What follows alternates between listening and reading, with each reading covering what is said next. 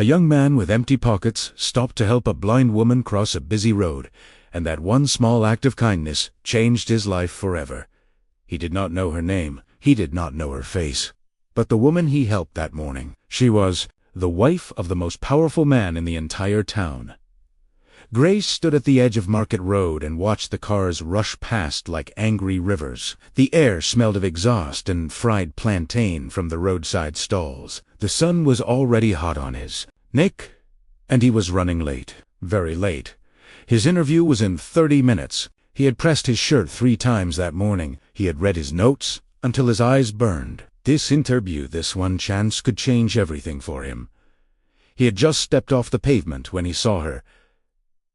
An old woman, standing, alone, at the crossing. Her white cane moved slowly from side to side, touching the ground like she was asking it a question. People walked around her. A woman in a yellow dress glanced at her and kept moving. A man on a phone call stepped around her without looking up. A schoolboy ran past so close that the wind from his movement made her stumble slightly. Nobody stopped. Grace looked at his watch. He looked at the woman. He looked at his watch again. He stopped. He walked back to her. "Mama," he said gently, "can I help you cross?" The woman turned her face toward the sound of his voice. Her eyes were cloudy, pale, the eyes of someone who had not seen the world in a very long time. But she smiled, and that smile was warm like the inside of a good home. "Thank you, my son," she said.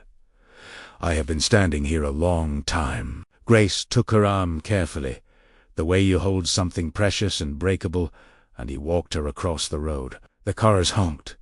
The world rushed, but he walked slowly, steadily, making sure every step she took was safe. When they reached the other side, the woman said, "God bless you." Grace smiled, nodded, and turned to go. He was already 3 minutes later than before. He did not know that those 3 minutes would be the most important of his life. Before we continue, please like this video and subscribe too, so you never miss a story. Now friends, let us learn who Grace truly was. Grace Mensah was 26 years old, and he lived in a single room at the back of his aunt's house in the old part of town. The room was small, barely enough for a bed, a wooden chair, and a shelf where he kept his books and his certificates. The ceiling had a crack in it that leaked when it rained. He had covered it with a strip of tape and a prayer, and somehow it held. Grace had grown up with very little. His mother had sold groundnuts by the roadside for 20 years to pay for his schooling. His father had left when Grace was 4 years old. Left so completely, it was as if he had never existed. Grace did not speak of his father. He had decided long ago that a man who leaves a boy is not worth the breath it takes to mention him. But Grace's mother, she was everything. She had worn the same pair of sandals for 6 years, because every extra coin went toward his school fees. She had worked in the rain and in the heat, never complaining, always smiling when he came home with good marks. She had died 2 years ago, quietly, in her sleep, with her hands folded on her chest, as if even in death she was being polite. Grace still slept with her photograph under his pillow. He had 3 certificates. He had applied for 41 jobs. Today was interview number 40-2. Now let us learn who the blind woman was, though Grace did not know it yet. Her name was Rose Sterling, and Rose Sterling was not just any woman. She was the wife of Chief Edmund Sterling, the man who owned Sterling Group, the largest construction and property company in the region. Chief Sterling had buildings in 5 cities. He had a fleet of cars. He had offices on the 14th floor of the tallest building downtown, and his name was on a hospital wing and 2 school libraries. People did not just respect Chief Sterling. They were afraid of him. But Rose Sterling was nothing like the world expected the wife of such a man to be. She was quiet. She was gentle. She wore simple clothes. She had lost her sight 5 years ago from a condition that came on slowly, then all at once, like a storm that pretends to be wind first. Chief Sterling had flown her to 3 countries for treatment. The doctors had done what they could, but the world had gone dark for Rose, and it had stayed dark. Every Tuesday morning, Rose insisted on going to the market herself. She refused to be carried everywhere in a car with a driver. "I am blind," she told her husband firmly, "not helpless." Chief Sterling worried. He always worried, but he had learned long ago that when Rose made up her mind, arguing with her was like arguing with the tide. Her regular driver, James, would park 2 streets away and watch from a distance. Rose never knew he was there. That Tuesday morning, something unusual happened. James received a phone call, a family emergency, and he stepped away from his post for just 15 minutes. Those 15 minutes were exactly when Rose reached Market Road, and the crossing was busy, and the cars would not stop, and the people walked around her.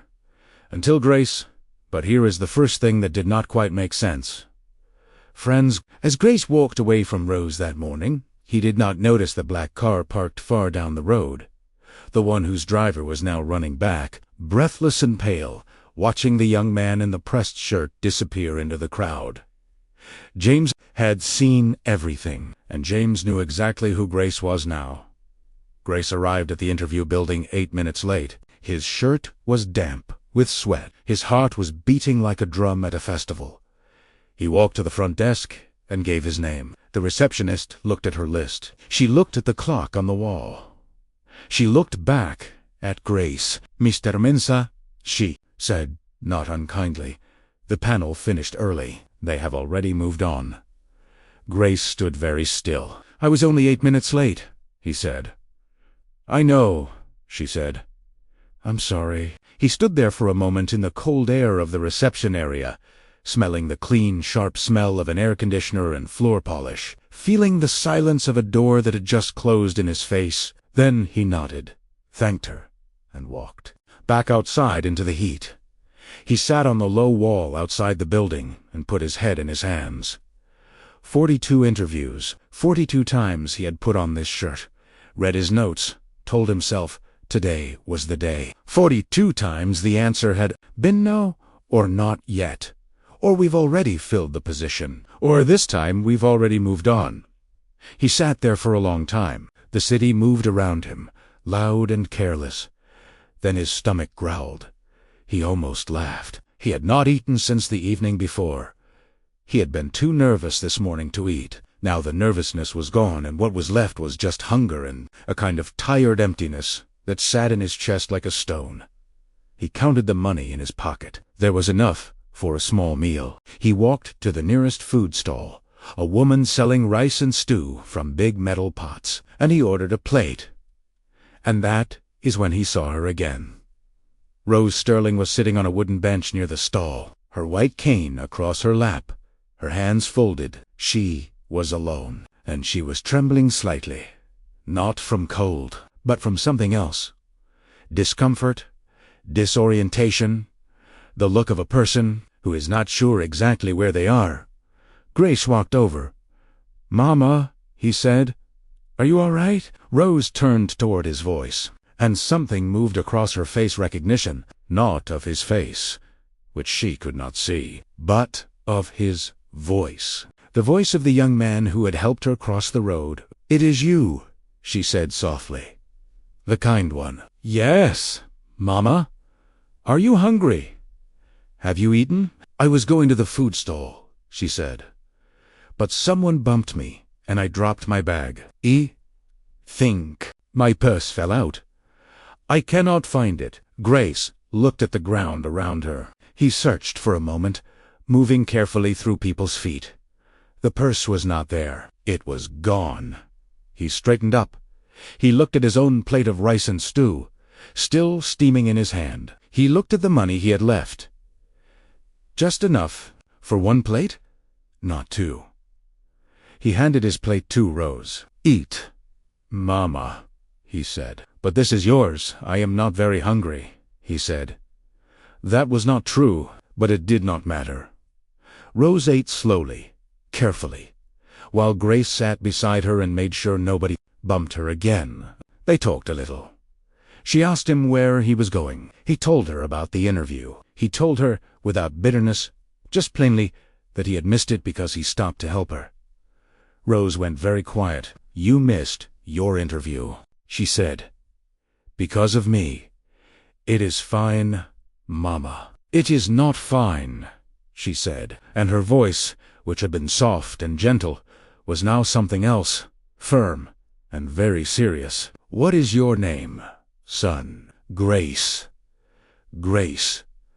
Mensah." She repeated his name quietly, as if she was putting it somewhere safe inside her memory, in a place where it would not be lost.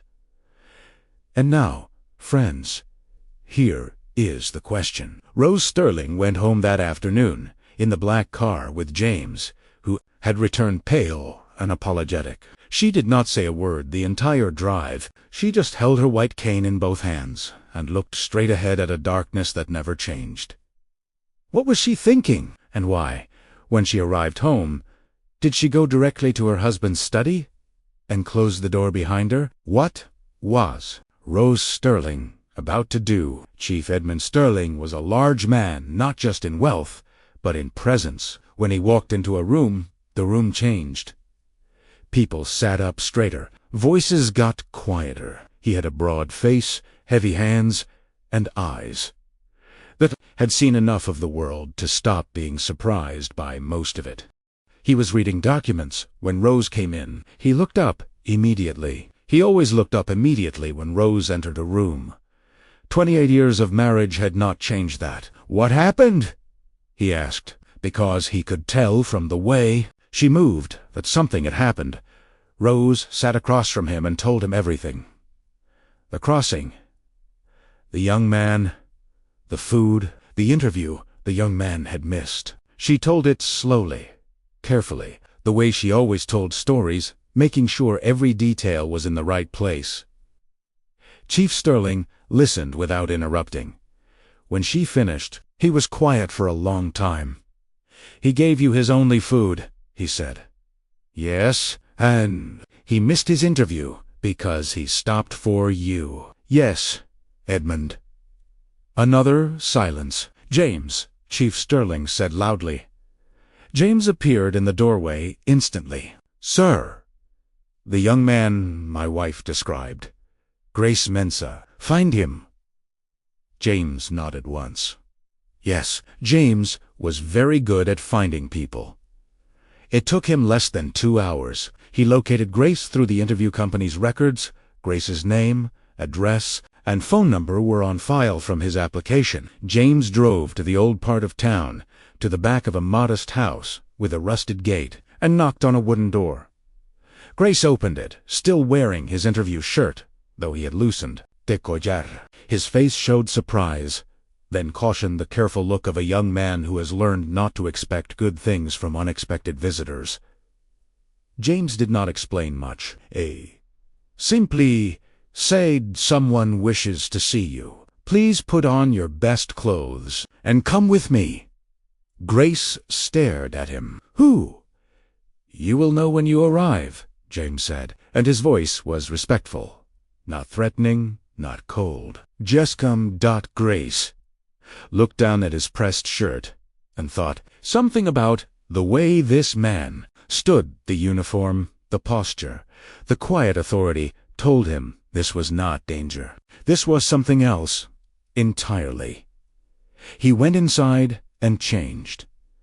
The car was a black Mercedes, and it smelled of leather and something faintly like cedar wood. Grace sat in the back and watched the town change around him as they drove from the narrow streets of his neighborhood, past the market and the main road, through streets that became wider and quieter and lined with trees, until they arrived at a gate with 2 guards and a wall that had flowers growing along the top of it.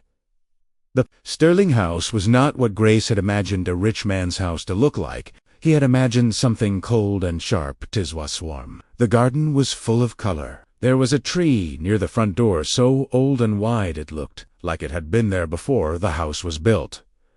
Chief Sterling met him in the sitting room. He rose from his chair when Grace entered, and that surprised Grace more than anything else. A man like this, standing up for him. "Grace Mensah," Chief Sterling said. "Yes, sir," Grace said. "My wife told me what you did."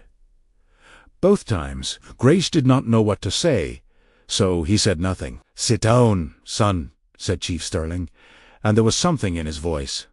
Not just gratitude, something heavier, something that had been sitting on this man for a long time. They sat. A woman brought tea. The cups were china, white with blue edges, and they clinked softly in the quiet room. "I want to ask you something," Chief Sterling said, "and I want you to answer me honestly."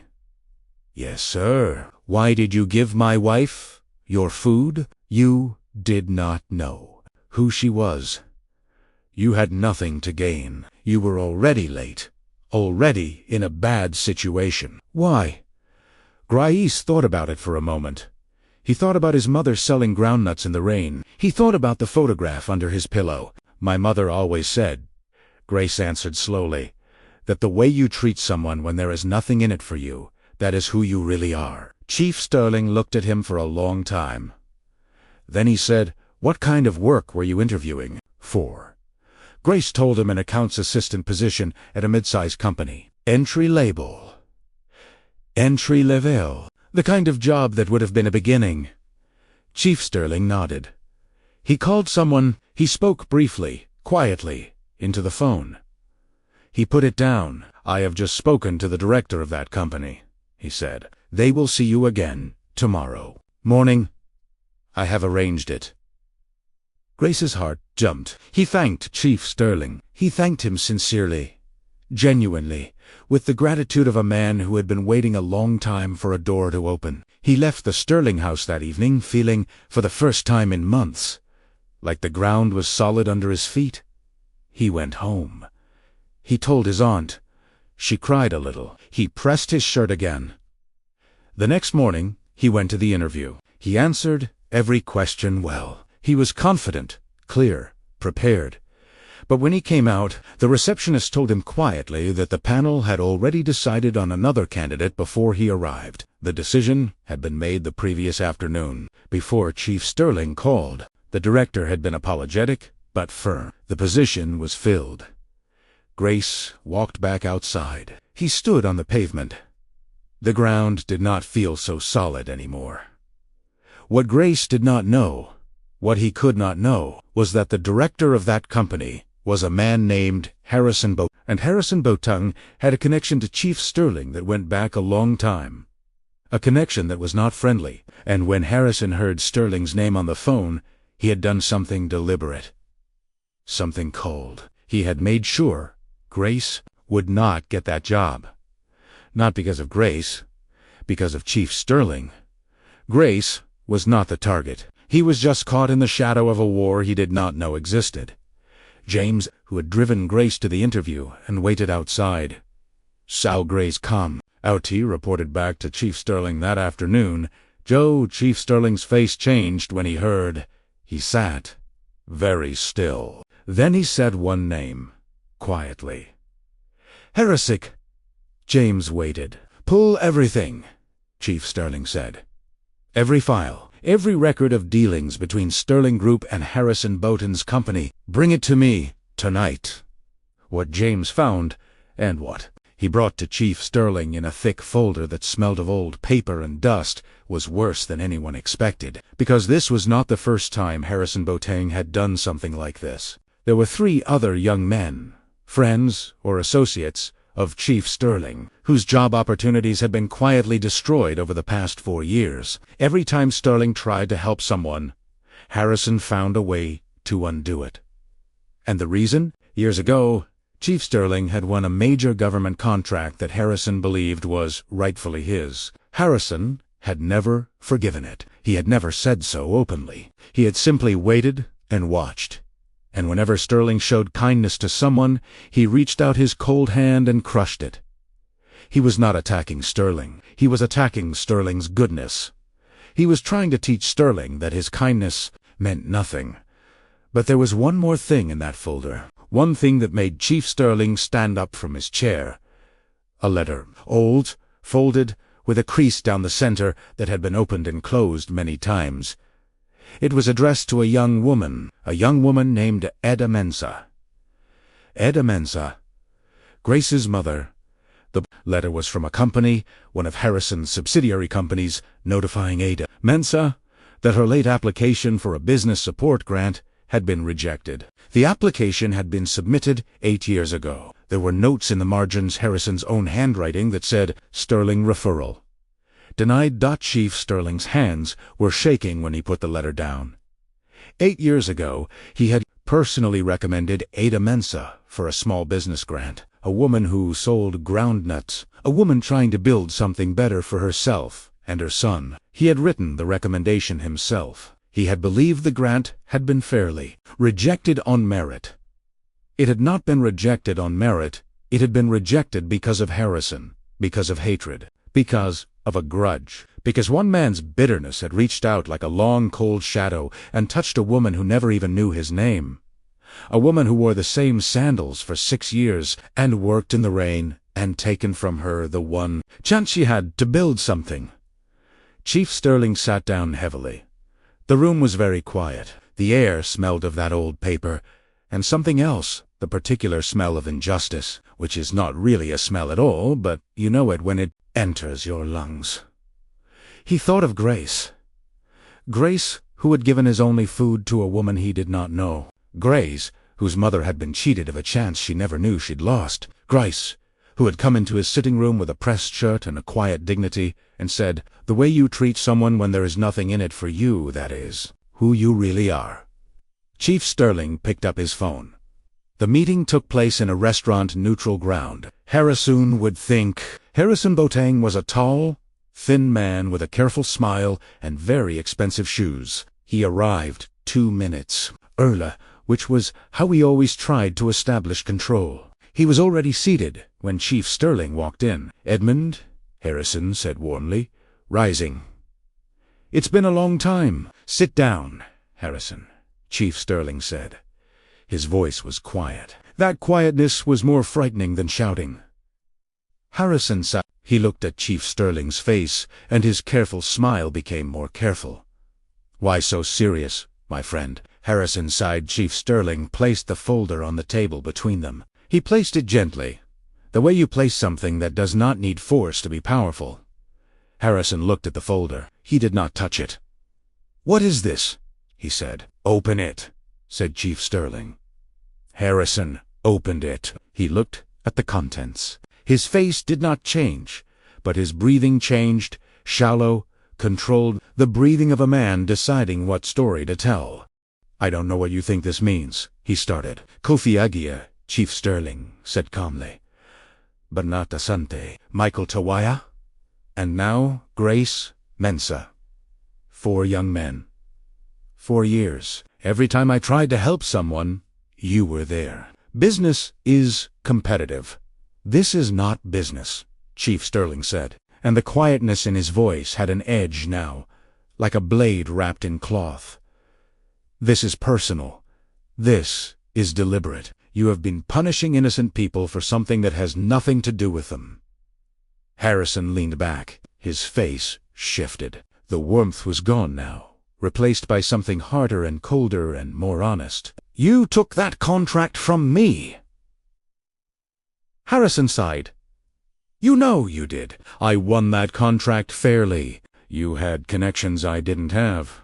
And so you decided," Chief Sterling said slowly, "to take it out on a groundnut seller. On a widow, on a young man with a pressed shirt and 42 failed interviews. You decided that because I succeeded, the people I care about should suffer." Harrison's jaw tightened. "I did what was necessary." There it was. The line.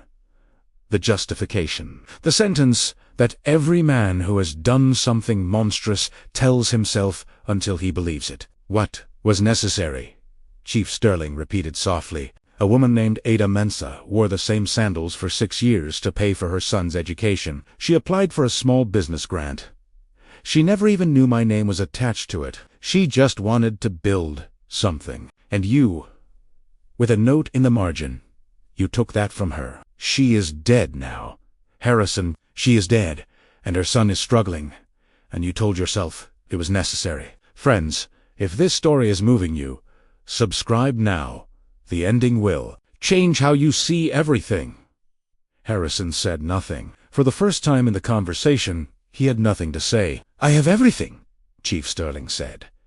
"Every record, every note in your handwriting. I have spoken to a lawyer. I have spoken to the 3 other men whose opportunities you destroyed. They are willing to come forward. You would do that." Harrison's voice was quieter now. "I would do that," Chief Sterling said. "But first, I am giving you this moment, this one moment, to understand what you have done, not to me. To them, to people who did nothing to you, to people who did not even know you existed." Harrison looked down at the table. The restaurant was warm and soft around them, gentle music, the smell of good food, the sound of other people's comfortable conversations. None of it belonged to this moment. Chief Sterling stood. "I will give you 3 days," he said. 3 days to decide how this ends, with dignity or without it. He picked up the folder and walked out of the restaurant. Behind him, Harrison Boateng sat very still, in his expensive shoes, at his carefully chosen table. And for the first time in 4 years, the careful smile was completely gone. 2 days later, Harrison Boateng submitted a full written confession to Chief Sterling's lawyers. He admitted the interference with job applications and business grants. He named the companies involved. He agreed to financial restitution funds that would be distributed to those he had harmed, with Grace Mensah's family receiving the largest portion, calculated to include the years of the grant Ada Mensah never received and the compound interest it would have earned. Harrison resigned from his company's board that same day. The news moved through the business community like a stone thrown into still water. But none of that is the moment that matters, friends. The moment that matters happened on a Thursday afternoon. Grace was in his small room when James knocked on his door again, but Tistim James was not alone. He had an envelope. Grace opened it. Inside was a letter on thick crim paper that smelled faintly of a professional office. Clean, formal, permanent. It was a job offer. Not an entry-level position, a role as junior finance manager at Sterling Group itself, with a salary that made Grace read the number 3 times to make sure he was reading it correctly. And there was a handwritten note at the bottom in Chief Sterling's own hand. It said, "This is not charity. You earned this first by who you are, and then by who your mother was. Come and build something, Grace." She would have wanted that. Grace sat down on his bed. Te thin. Mattress sank beneath him. He held the letter in both hands, and the edges of the paper pressed into his fingers, and outside his window a child was laughing somewhere, and a radio was playing, and the afternoon light was coming through the curtain in warm gold lines. He thought of his mother. He thought of her sandals, worn thin at the heel. He thought of her hands, rough from years of handling small bags of groundnuts. He thought of the photograph under his pillow. He thought of every rain she had stood in, every morning she had woken before the sun. He put the letter down on his knee, and he wept, not from sadness, from something else, from the feeling of a long journey finally reaching its destination, from the understanding that goodness does not die when a good person dies. It lives on. It travels forward. It crosses busy roads and sits beside strangers and gives away its only plate of food and keeps going, keeps going, keeps going. The next morning, Grace went to see Rose Sterling. She was in the garden when he arrived, her hands resting on the arms of a garden chair, her face turned up to the sun with a small smile, the way a person smiles when they cannot see the light, but they can feel it. Grace sat beside her and thanked her. Rose reached out and found his hand and held it. "No, son," she said quietly. "We thank you." 6 months passed. Grace Mensah moved out of his aunt's small house and into a modest but clean apartment of his own. It had a proper ceiling, windows that opened wide in the morning, and a kitchen where he could cook a real meal every night. On the wall above his desk, in a simple wooden frame, was his mother's photograph. Beside it he had placed a small framed note. her own handwriting from an old letter she wrote him during his first year of school.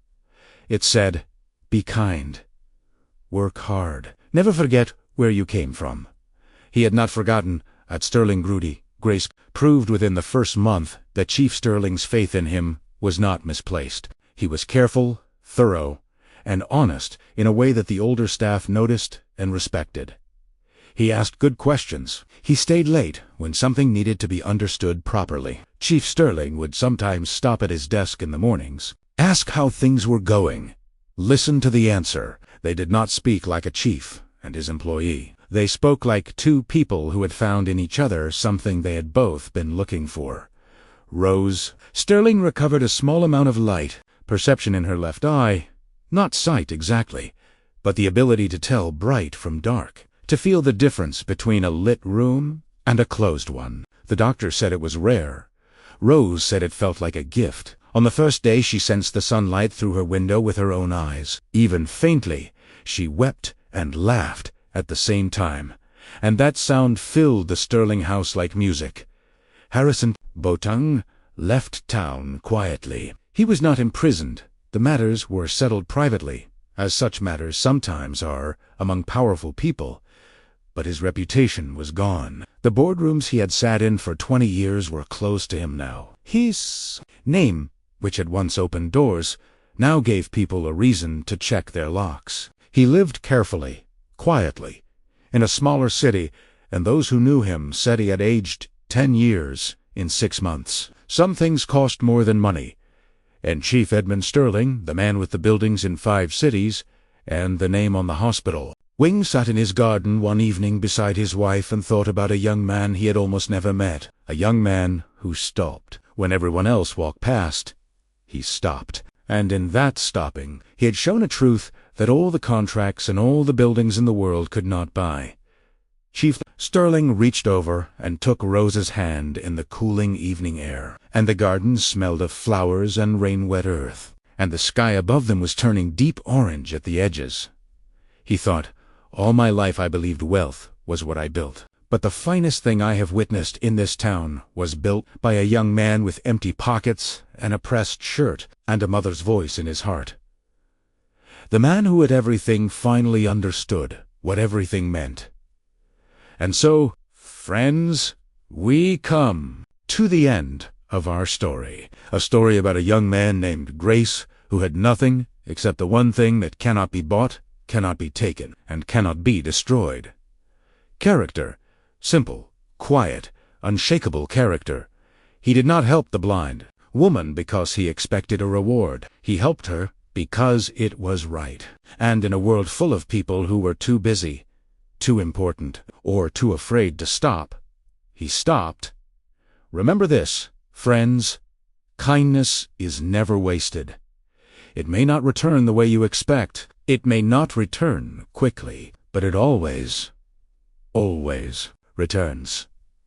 Thank you for joining us for this story. Subscribe to and click the bell so you never miss a story. Watch our next story right here.